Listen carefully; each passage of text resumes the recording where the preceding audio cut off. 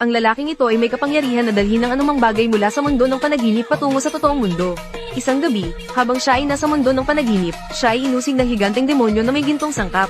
Pero nang siya ay magising, nandoon na sa kanyang kamay ang kapa ng demonyo iyon. Dahil dito, siya ay makakagawa ng maraming pera ng madali, kahit na magdala ng isang marangyang sasakyan sa totoong mundo. Nang siya ay kumuha ng pera sa kabangyaman ng panaginip, ang demonyong iyon ay muling lumitaw at umatake sa kanya.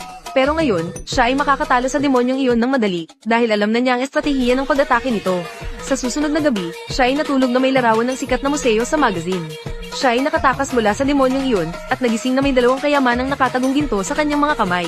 Nang siya ay nasa lugar na puno ng kayamanang nakatagong sa kanyang panaginip, nakita niya ang isang monghe na nakasuot ng marangyang sinturon.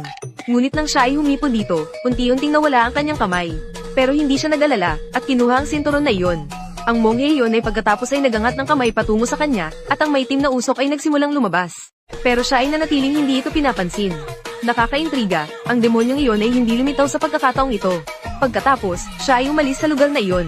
Pero nang siya ay magising, siya ay nasa isang misteryosong lugar at ang kanyang katawan ay nagsimulang maglaho.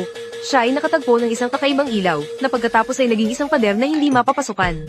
Pagkatapos nito, siya ay nagsimulang magbago tulad ng demonyo na humahabol sa kanya. At isang espada ang lumitaw sa kanyang kamay.